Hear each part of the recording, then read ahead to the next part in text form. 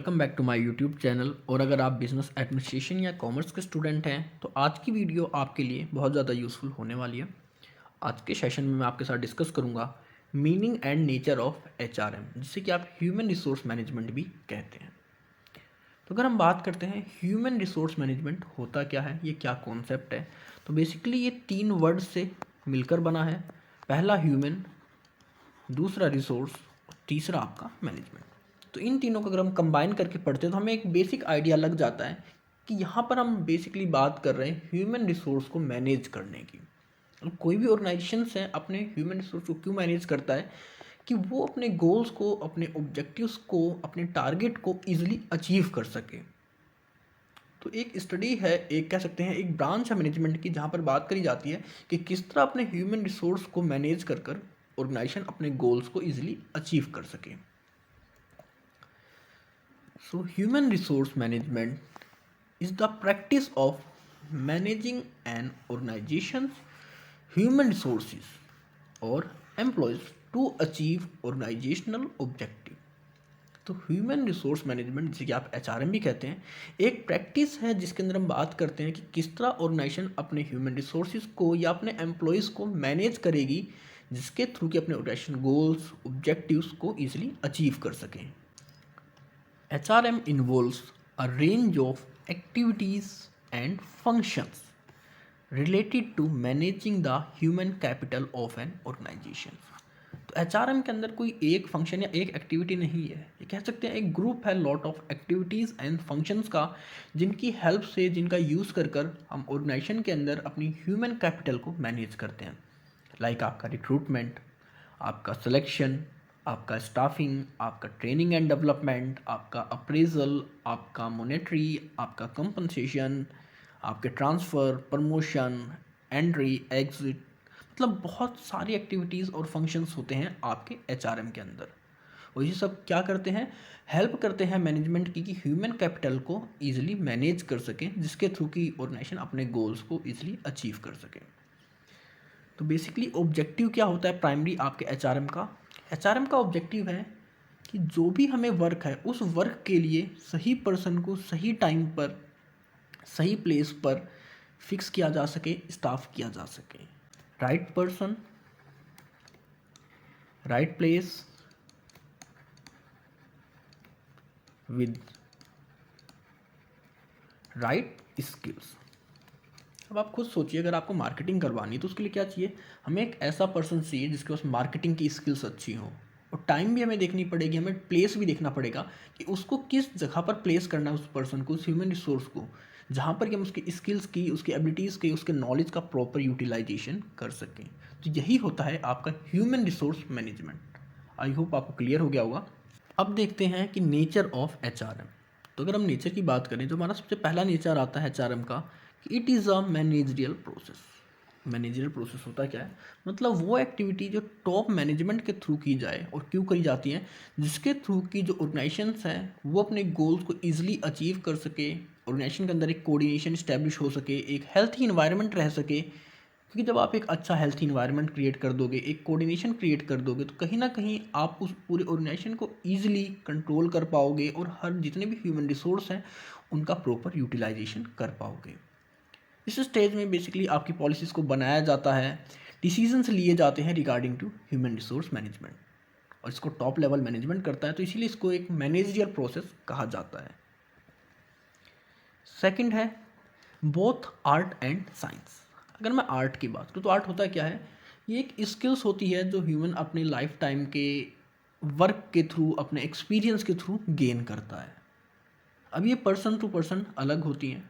अभी अगर हम दो पर्सन्स को देखें जो कोई क्ले के पोट बना रहे हैं, तो दोनों पर्सन्स को हम सेम क्ले देंगे, सेम डिवाइस देंगे, बट उनका जो आउटपुट आएगा वो सेम नहीं आएगा। हो सकता है एक ने अपनी लाइफ के 10 साल दिए हों उसको सीखने में, उस चीज़ को करने के लिए, तो उसका जो प्रोडक्ट होगा वो काफ़ी अच्छा होगा। और अगर कोई एक नया पर्सन होगा जिसने अभी कल ही काम स्टार्ट किया है, तो उसका आउटपुट सेम नहीं आएगा, लेकिन उनके पास जो इनपुट है वो सेम है। तो ये डिपेंड करता है कि इंडिविजुअल टू इंडिविजुअल आपका जो रिजल्ट आता है वो अलग आता है। अब कंपनी के अंदर जो एचआर मैनेजर्स होते हैं, ज़रूरी नहीं है सारे एचआर मैनेजर्स इस एचआरएम को एक ही तरीके से यूज़ करें या हर कोई सेम रिजल्ट हमें दें। ये पर्सन टू पर्सन डिपेंड करता है, कैसी क्रिटिकल थिंकिंग है उसकी, कैसा नॉलेज को उसके पास, किस तरह सोच पाता है किसी सिचुएशन को, वो सब चीज़ों पर डिपेंड करता है। लेकिन इसके साथ ही साथ ये साइंस भी है, क्योंकि इसके अंदर कुछ रूल्स रेगुलेशंस फिक्स हैं, हम उन्हीं का यूज़ कर कर अपने डिसीजंस को लेते हैं। लाइक कि हमें अपने एम्प्लॉयज़ का कह सकते हैं सैलरी कितनी देनी है, हमें उनको कैसा इन्वायरमेंट देना चाहिए, वहाँ पर हमें किन रूल्स को फॉलो करना चाहिए। हमारे पास कुछ रूल्स हैं रिलेटेड टू, जैसे आपका क्या है वेजेस सिस्टम क्या होना चाहिए, तो वहाँ पर हम खुद से क्रिएटिविटी नहीं कर सकते, हमें उस वेज रूल सिस्टम को ही फॉलो करना है। चाइल्ड लेबर कह सकते हैं रेस्ट्रिक्टेड है, तो हमें उसको भी फॉलो करना पड़ेगा। ये नहीं है कि हम अपने हिसाब से उनकी एज को कम ज़्यादा कर दें। तो ये आर्ट और साइंस दोनों के फीचर्स देखे जाते हैं आपके एचआरएम में। थर्ड नेचर है अब परवेसिव फोर्स। अब परवेसिव को आप इस तरह समझ सकते हैं कि जैसे आपका कोई भी ऑर्गेनाइजेशन होता है तो 3 लेवल पर होता है organisation, top level, mid level और आपका ये लोअर लेवल। अब एचआरएम का बेसिक पर्पस क्या होता है, ह्यूमन रिसोर्स को मैनेज करना। अब ऑर्गेनाइजेशन का लेवल कोई भी हो, हर जगह कहीं ना कहीं आपके ह्यूमन रिसोर्स ही होते हैं। टॉप लेवल आपका कह सकते हैं सीईओ, चेयरमैन, कंट्री हेड, इस टाइप के पर्सन आते हैं। मिड में आ जाते हैं आपके मैनेजर्स, डिपार्टमेंटल हेड, ये सब। और लोअर में आ जाते हैं आपके सुपरवाइजर्स। तो कहीं ना कहीं ये सारे ही ह्यूमन रिसोर्स हैं उस ऑर्गेनाइजेशंस के लिए। तो लेवल चाहे आप डिपार्टमेंट की बात कर लो, चाहे मार्केटिंग, सेल्स, प्रोडक्शंस, रिसर्च की बात कर लो, चाहे आप हॉरिजॉन्टल लेवल की बात कर रहे हो या वर्टिकल लेवल की बात कर रहे हो, हर पार्ट में ऑर्गेनाइजेशंस के एचआरएम की रिक्वायरमेंट होती है। तो इसीलिए इसको एक परवेसिव फोर्स भी कहा जाता है। कोई भी पार्ट ऑर्गेनाइजेशन का हर जगह इसको अप्लाई किया जाता है, इसका यूज़ किया जाता है। नेक्स्ट है आपका इम्प्रूव एम्प्लॉय रिलेशन। बेसिकली आपका एचआरएम डील ही करता है आपके ह्यूमन रिसोर्स से, किस तरह उनको मैनेज कर सके। अब जब आप किसी को मैनेज करोगे तो आप देखोगे कि उनके जो रिलेशन से आपस में अच्छे रह सकें, कोई कॉन्फ्लिक्ट्स ना हो उनके बीच में, उनको एक अच्छा हेल्थी इन्वायरमेंट दे सकें, आप उनको मोटिवेट रख सको, उनको प्रॉपर सैलरी दी जा सके, उनका अप्रेजल हो सके, उनका डेवलपमेंट हो सके। तो कहीं ना कहीं यहाँ पर टोटल फोकस होता है कि हमारे जो रिलेशन है एम्प्लॉयज़ के साथ वो अच्छे बने रहें, उनको इम्प्रूव किया जा सके। क्योंकि जब आपके किसी के साथ रिलेशन अच्छे होते हैं तो कहीं ना कहीं आपको एक बेटर आउटपुट वहाँ से मिलता है। नेक्स्ट है आपका पीपल सेंटर्ड। इसका जैसे आपका जो भी ब्रांच है ह्यूमन रिसोर्स मैनेजमेंट, अगर आप इसके नाम को ही देखते हैं ह्यूमन रिसोर्स मैनेजमेंट, इसके नाम से ही पता लग जाएगा कि आपका जो भी मैनेजमेंट की ब्रांच है टोटली सेंटर्ड होती है आपके ह्यूमन रिसोर्स से, जो कि आपके पीपल्स ही होते हैं। यहाँ पर हमें कैसी पॉलिसीज़ बनानी है, क्या उनको कंपनसेशन चाहिए, कैसा इन्वायरमेंट चाहिए, किस जगह उनकी पोस्टिंग करनी है, किस तरह उनका रिक्रूटमेंट करना है, किस तरह उनकी कह सकते हैं हमें ट्रेनिंग देनी है उनको।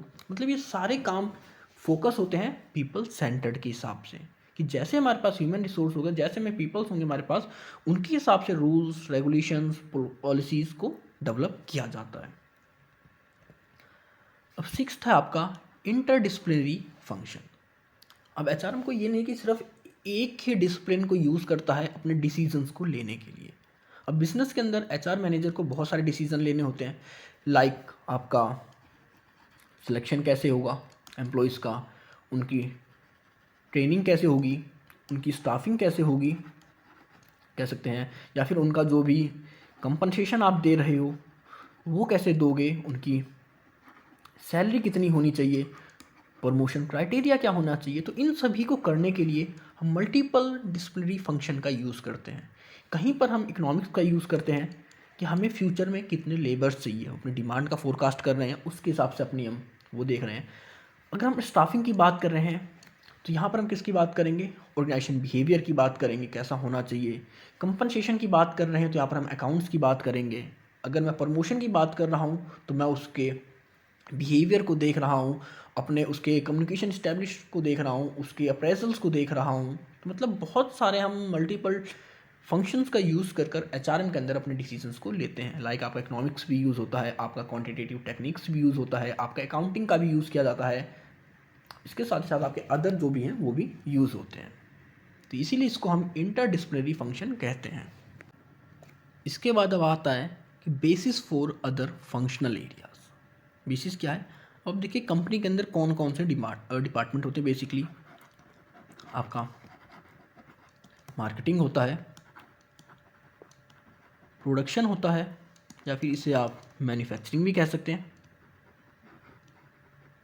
आपका रिसर्च होता है, आपका सेल्स होता है।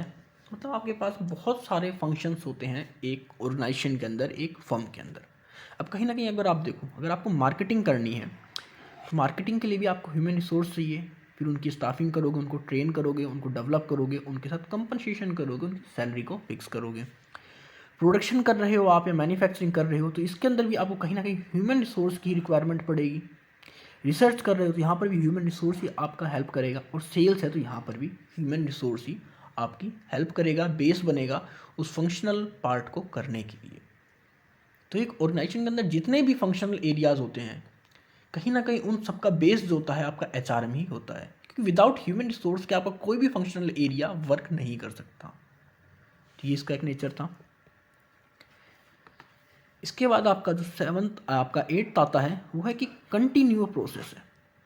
अब कोई भी फर्म है, ये तो नहीं है ना कि उसने एक बार रिक्रूटमेंट कर ली तो उसको लाइफ टाइम रिक्रूटमेंट नहीं करनी पड़ेगी, क्योंकि कहीं ना कहीं एम्प्लॉयज़ आते हैं, एम्प्लॉयज़ एग्जिट भी करते हैं जैसे जैसे उनकी नीड्स पूरी हो जाती है, या कह सकते हैं उनकी जो रिक्वायरमेंट है वो चेंज हो जाती है। अब कोई नई टेक्नोलॉजी आपने अडॉप्ट करी, आपके एम्प्लॉयज़ को उसके बारे में पता नहीं है, तो आपको वहाँ पर उन्हें कह सकते हैं ट्रेनिंग भी देनी है। आपने 10 साल पहले उनकी कोई सैलरी फिक्स करी थी, और आज के टाइम पे क्योंकि जब इन्फ्लेशन हो रही है तो आपको उनकी सैलरी को भी देखना है कि सैलरी कितनी बढ़ानी चाहिए आपको। अब आपके पास टॉप लेवल की मैनेजमेंट की कुछ सीटें खाली हो रही हैं, तो आपको ये भी देखना है कि हम इंटर डिपार्टमेंटल कह सकते हैं अपने किसी एम्प्लॉय को ऊपर लेके जाएं, या फिर बाहर से उसकी रिक्रूटमेंट करें। मतलब एचआरएम का ऐसा काम है जो कभी बंद नहीं होता, ये हरदम चलता ही रहता है, कंटिन्यू फॉर्म में रहता है। चाहे आप रिक्रूटमेंट की बात कर लो, सिलेक्शन की बात कर लो, ट्रेनिंग की बात कर लो, कंपनसेशन है, आपके हॉलीडेज़ हैं, या उनके कह सकते हैं आपको जो भी इंश्योरेंस करवाते हैं, या आप उनके एग्जिट प्लान्स को डेवलप करते हैं, अप्रेजल कर रहे हैं, प्रमोशन कर रहे हैं। मतलब एचआरएम ऐसी प्रोसेस जो कभी भी बंद नहीं होती, कोई भी लेवल हो, ये हरदम कंटिन्यूस वर्क करती ही रहती है अपने एफर्ट्स को बढ़ाने के लिए, उनको और अच्छे से मैनेज करने के लिए। नाइन्थ है फॉरवर्ड लुकिंग। अब आप खुद बताइए, हम ह्यूमन रिसोर्स मैनेजमेंट में क्या देखते हैं? हम देखते हैं कि हम किस तरह प्रेजेंट को मैनेज करें कि जिसके थ्रू कि अपनी फ्यूचर नीड्स को पूरी कर सकें। देखो जैसे आपने अगर बात करी रिक्रूटमेंट की, रिक्रूटमेंट क्यों करते हैं हम? हमें पता है, हमने एस्टिमेशन लगा लिया कि फ्यूचर में हमें इतनी रिक्वायरमेंट होने वाली है, तो उस रिक्वायरमेंट को पूरा करने के लिए हमें प्रेजेंट में वर्क करना पड़ेगा। मुझे पता है फ्यूचर लीडर्स मुझे चाहिए मेरी कंपनी को चलाने के लिए, मेरे फर्म को चलाने के लिए, तो कहीं ना कहीं उन फ्यूचर लीडर्स की पहचान, उनका जो डेवलपमेंट है मुझे आज से ही करना पड़ेगा। ट्रेनिंग एंड डेवलपमेंट, मेरे एम्प्लॉयज़ को अभी पुरानी टेक्नोलॉजी के बारे में नहीं पता, और मुझे पता है कि फ्यूचर में ये टेक्नोलॉजी फ्यूचर आएगा, हर जगह इसी को यूज़ किया जाएगा, तो वहाँ पर भी मैं आज प्रेजेंट से ही अपने एम्प्लॉयज़ को उसके बारे में अवेयर करना शुरू कर दूंगा, उन्हें सिखाना शुरू कर दूंगा। तो कहीं ना कहीं यहाँ पर जो भी हम एक्टिविटीज़ करते हैं, कहीं ना कहीं अपने फ्यूचरिस्टिक गोल को, फ्यूचरिस्टिक ऑब्जेक्टिव को, फ्यूचरिस्टिक स्टेट होती है उसको ध्यान में रखकर ही यहाँ पर किया जाता है। तो ये आपकी एक फॉरवर्ड लुकिंग प्रोसेस है आपकी एचआरएम। 10th आपका एक्शन ओरिएंटेड। अब यहाँ पर आप सिर्फ कोई ये नहीं कि आपने प्लान बना लिया, प्लान के साथ साथ आप उसको इम्प्लीमेंट भी करते हैं। अगर आपने रिक्रूटमेंट की पॉलिसी में कि मुझे रिक्रूटमेंट करनी है, तो आप सिर्फ उसको पेपर तक लिमिटेड नहीं रखोगे, आप एप्लीकेशंस को इनवाइट करोगे, उनकी स्क्रीनिंग करोगे, उनका सिलेक्शन करोगे, फिर उनका इंटरव्यू लोगे, फिर उनको ऑन द जॉब कंपनी में लेकर आओगे। मतलब एक्शन आप प्रॉपर करोगे। अगर आपने ट्रेनिंग एंड डेवलपमेंट की बात करी, तो आप देखोगे कि उनको किस तरह ट्रेनिंग दी जा सके, किस डिपार्टमेंट को आपको ट्रेनिंग देनी है, कितने टाइम तक, उसका आउटपुट क्या होना चाहिए, फिर आप उसकी इस आइडिया को एक्शन में कन्वर्ट करोगे। आपने सिलेक्शन कर लिया किस एम्प्लॉय को ट्रेनिंग देनी है, अब आप उसको ट्रेनिंग डिपार्टमेंट में ट्रांसफ़र कर दोगे, उसको ट्रेन करोगे उस नई टेक्नोलॉजी के लिए, उस नए वर्क के लिए, या किसी नई स्किल्स के लिए। तो बेसिकली आपका जो एचआरएम है वो एक्शन ओरिएंटेड होता है। तो ये आपके बेसिक फंक्शंस और मीनिंग थे एचआरएम। आई होप आपको क्लियर हो गया होगा। अगर आपको कोई इशू है, कोई डाउट है, तो आप कमेंट सेक्शन में कमेंट करके मुझसे पूछ सकते हैं, और अब आप मुझे मेरे इंस्टाग्राम और टेलीग्राम पर भी फॉलो कर सकते हैं। सो ऐसी ही और टॉपिक्स और वीडियोस के लिए stay tune, stay connected with score max.